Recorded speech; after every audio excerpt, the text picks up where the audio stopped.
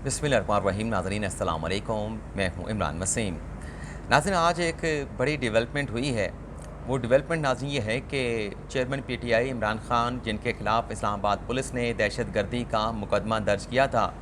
और Islamabad high court और इंसदाद दहशतगर्दी की अदालत ने इमरान खान को इस केस में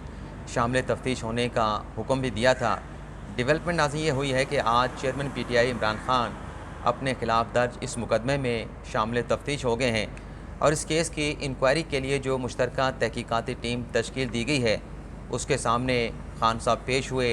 इमरान खान साहब अपने वकील बाबर अवान के साथ आज डीआईजी इस्लामाबाद के ऑफ़िस में पहुँचे। मुश्तरका तहकीकाती टीम के अरकान ने जो सवालात पूछे उन सवालों का जवाब दिया।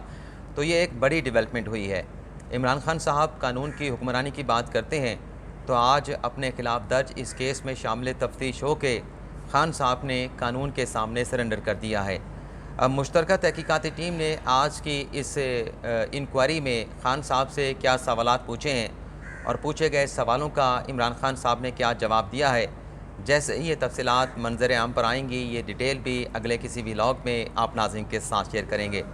लेकिन नाज़रीन, इस प्रोग्राम में आपको ये बताएंगे कि कैसे चेयरमैन पीटीआई इमरान खान इदारों को मुतनाज़ा बनाने के बयानात देने से बाज नहीं आ रहे। पहले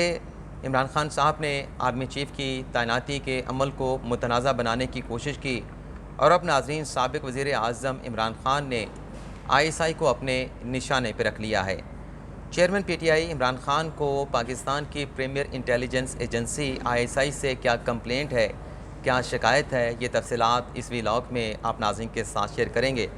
और इसके अलावा हमारे आज के प्रोग्राम की दीगर जो अहम ख़बरें हैं उनकी तफसीलात भी आपके साथ हम शेयर करेंगे। तो पहली ख़बर से प्रोग्राम का आगाज़ करते हैं। नाज़रीन, गुज़िश्ता रोज़ इस्लामाबाद हाई कोर्ट के चीफ़ जस्टिस अतर मिनल्ला की जानिब से एक बड़ा हुक्म जारी किया गया और उस हुक्म में जो मुतल्लिक़ा हुकाम हैं उन्हें वार्निंग भी दी गई, मुतनब्बे भी किया गया और अल्टीमेटम भी दिया गया। हुक्म नाज़रीन इस्लामाबाद हाई कोर्ट के चीफ़ जस्टिस की जानिब से ये जारी किया गया था कि शहर इक़्तिदार से लापता होने वाले शहरी हसीब हमज़ा को आज हर सूरत बाजियाब करा के उनकी अदालत में पेश किया जाए और अल्टीमेटम मुतल्लिक़ा हुकाम को ये दिया गया था कि अगर आज हसीब हमज़ा को उनकी अदालत में उनके सामने पेश नहीं किया जाता तो इस सूरत में शहर इक़्तिदार के आईएसआई के जो सेक्टर कमांडर हैं, एमआई, आईबी और स्पेशल ब्रांच के जो मुतल्लिक़ा लोग हैं, जो मुतल्लिक़ा हुकाम हैं, वो उनकी अदालत में पेश हों, उनके ख़िलाफ़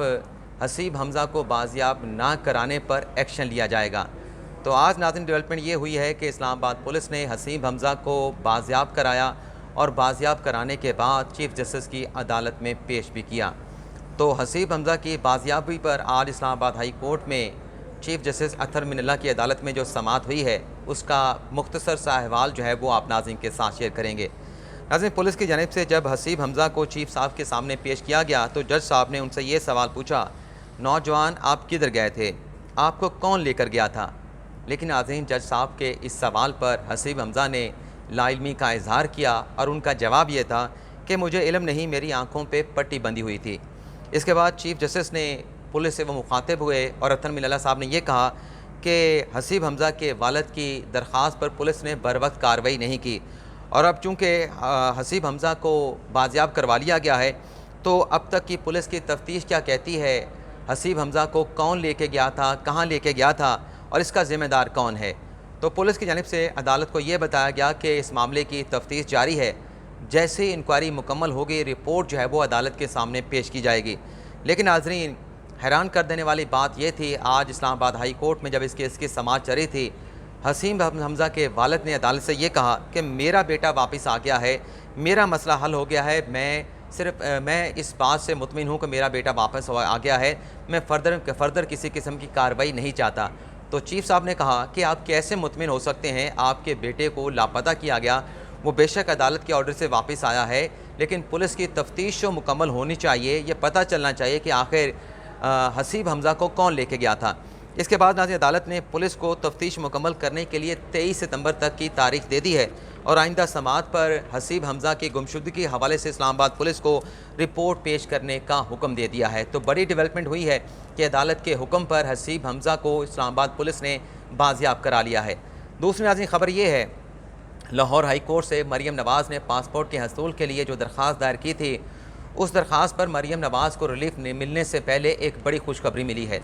خوشخبری ناظرین یہ ہے کہ آج جو بینچ تھا، 3 رکنی بینچ جس کی سربراہی chief justice Lahore high court Amir Hussain Bhatti صاحب کر رہے تھے، آج یہ بینچ نہیں ٹوٹا۔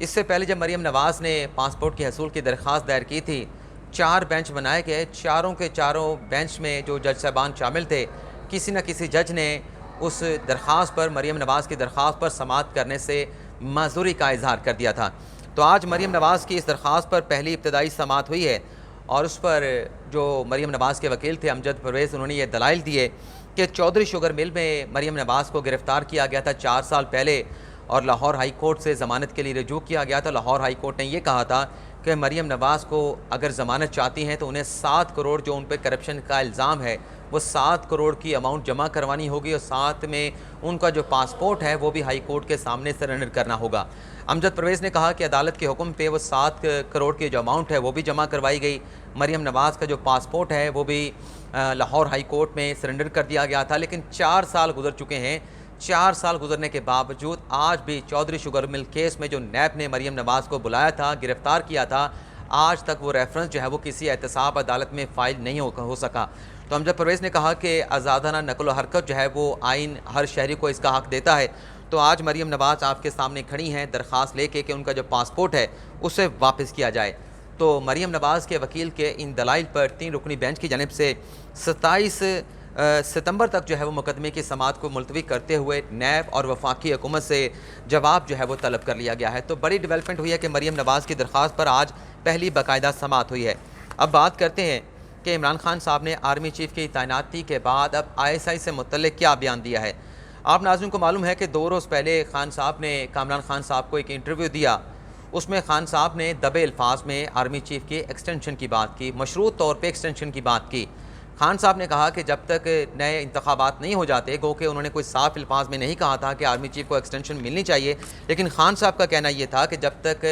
نئے انتخابات نہیں ہو جاتے، موجودہ حکومت آرمی چیف کی اپوائنٹمنٹ نہ کرے، بلکہ موجودہ جو آرمی چیف ہے وہ کنٹینیو کرتے رہیں، اور نئے الیکشن کے بعد جو نئی حکومت آئے وہ اپنا آرمی چیف اپوائنٹ کر دے۔ تو خان صاحب اس طریقے سے مشروط طور پہ آرمی چیف کی ایکسٹینشن کی بات کر رہے تھے۔ لیکن ناظرین، کل بنی گالہ میں جو صحافیوں کے ساتھ عمران خان صاحب کی بیٹھک ہوئی،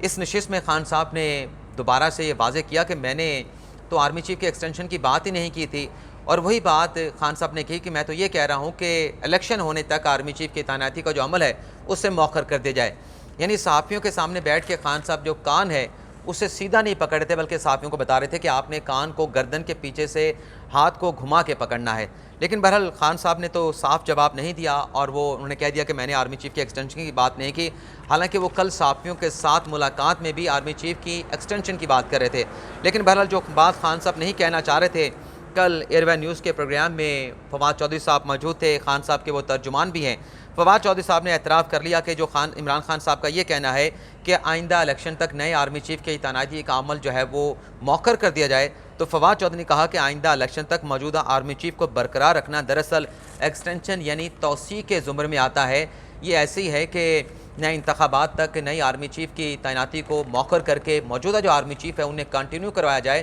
تو یہ ایکسٹینشن کی ایک صورت ہے۔ تو خان صاحب کے اپنے بیان کی نفی جو ہے ان کے اپنے ترجمان نے کر دی، فواد چودھری نے، اور وہ بھی ایئر وائن نیوز کے پروگرام میں بیٹھ کے۔ اب ISI سے متعلق خان صاحب نے کیا سٹیٹمنٹ دیا ہے اس پر آنے سے پہلے، جب ہم کل یہ بات کر رہے تھے کہ خان صاحب بات ایکسٹینشن کی کر رہے ہیں، لیکن وہ واضح صاف لفظوں میں کہہ بھی نہیں رہے کہ میں ایکسٹینشن کی بات کر رہا ہوں، تو بہت سارے دوستوں کی جانب سے اعتراض اٹھایا گیا۔ تو میرے خیال سے جو لوگ اعتراض اٹھا رہے تھے، جو سننے والے اعتراض اٹھا رہے تھے، فواد چودھری کے سٹیٹمنٹ کے بعد ان لوگوں کا جو اعتراض ہے، ان لوگوں کے جو سوالات تھے، انہیں اپنے سوالوں کا جواب مل چکا ہوگا۔ اب خان صاحب نے ISI سے متعلق جو بات کی ہے ناظرین، وہ بھی کل صحافیوں کے ساتھ ملاقات میں کی،